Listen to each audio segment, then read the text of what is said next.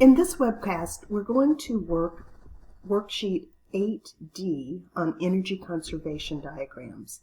This webcast will work the first example, which has 4 parts.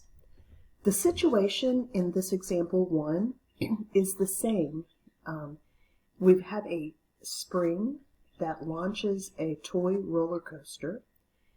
It's initially at rest, and it's on the ground. And I'll just make a list here so that I can see this. This is at rest, and it's on the ground at position A. And at position B, it is moving, and it has a higher position. It's elevated now. This first example tells me that there is no friction between the track and the cart. Okay, so the first thing I want to do is to identify the boundaries of my system. And notice that it tells me here to assume the system includes the cart, the track, the spring, and the earth. So basically everything I'm seeing is in the system. Okay, so that's good. At the beginning, I want to ask myself, what kind of energy does this system have? There are only a few types that we're looking at: gravitational potential energy, kinetic energy, elastic potential energy, and dissipated. And we never show dissipated in the first few. Remember that.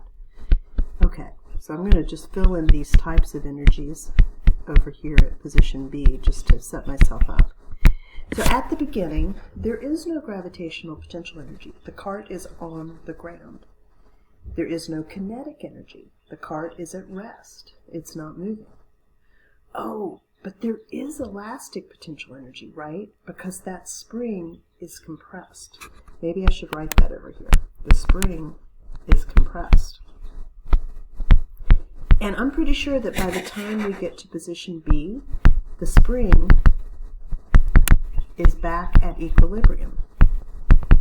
Right? I mean, it goes back to its equilibrium position very quickly. Okay, so at position A, all of the energy in this system is stored as elastic potential energy. But when I get to position B, there is some gravitational energy because it's higher up. It's at the top of the loop-de-loop. There is some kinetic energy. The cart is moving. There is no more elastic potential energy, and there's no dissipation because they said it's frictionless. So this is qualitative. I have not calculated any of these energies. So I'm just, the specific size of my bars, you might do it differently, and it would probably still be okay. What I'm trying to do is make sure that I'm including both EG and EK, and I want the total height of all the bars to equal 5 boxes high, because I started with 5 boxes of energy, and so I'm going to end with 5 boxes of energy. Since this is an isolated system, there is no interaction with other systems that could possibly transfer energy into or out of the system I'm looking at. Okay, and so now I want to write the energy conservation equation. I'm going to do something that I don't always, I don't usually do, but I'm going to draw a little dashed line through the circle that shows my system. Basically, any of the energies that are on the left-hand side of this dashed line are the energy that we're starting with. In this case, it's just the elastic potential energy. And then that's the energy in the initial state at position 0. Now I want to look to the right-hand side of that dashed line, and I want to add up all of the energies on that right-hand side. So on the right, I've got gravitational potential energy and kinetic energy. And so that's my conservation equation. It's telling me that the energy I had at the beginning equals the energy that I had at the end, but the energy has been redistributed. It originally was all stored as elastic potential energy. Now it's stored as both gravitational and kinetic energy, there is no more elastic potential energy. Okay, so that was part A. Let's look at part B, which is basically the same system, except that now it says the system does not include the spring. So how does that change it? My system is now the cart, the track, and the earth, not the spring. Well, so if my system does not have the spring, it can't be storing elastic potential energy at the beginning. So I guess there is no real mechanical energy in this system at position A. But at position B, we still have, and I want to draw it the same way, I'm sorry. We still have the same amount of gravitational energy and kinetic energy at the end. Where did that energy come from? It came because the spring applied a force to the cart and caused the cart to start moving. So that spring was an external system. It's not in this system.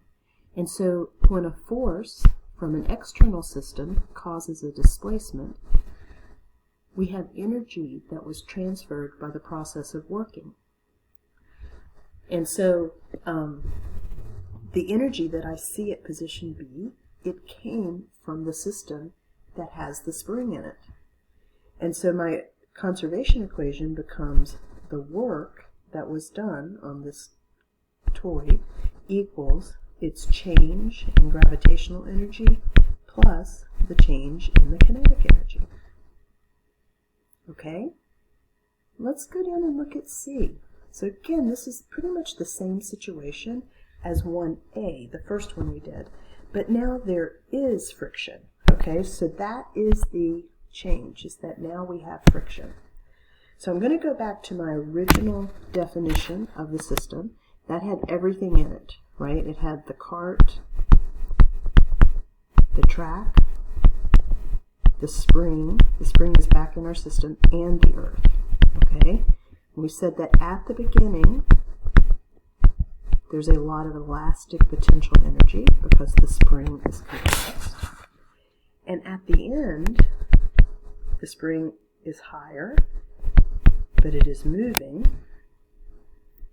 And because there has been friction between the spring and the cart, there's now some dissipated energy.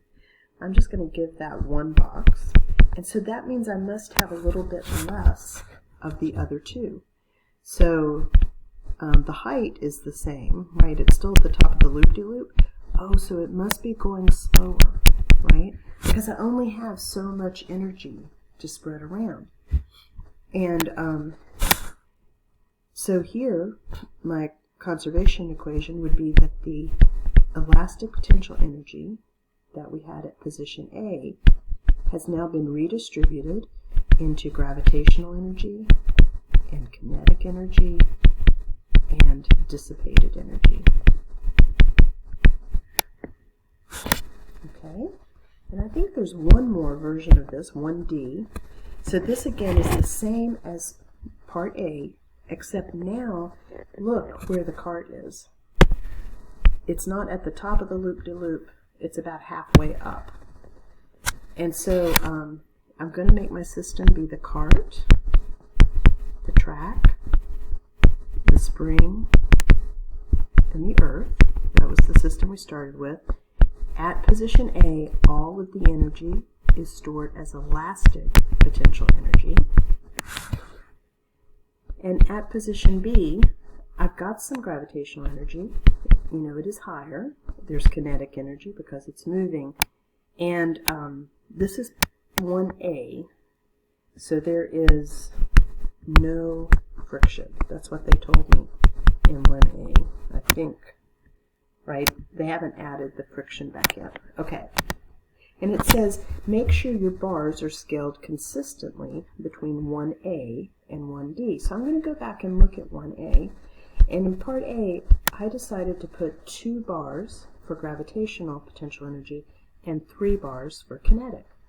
Well, now that it's only halfway up that loop, I'm only going to put about half of the gravitational potential energy. So what does that mean?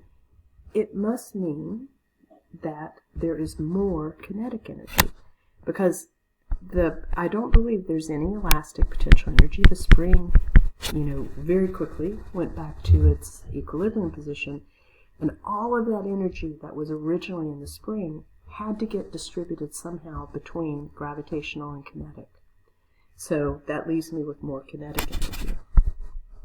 The conservation equation really looks the same, right? The elastic energy that we had at the beginning has been redistributed. It's now gravitational energy and kinetic energy. Okay, thank you.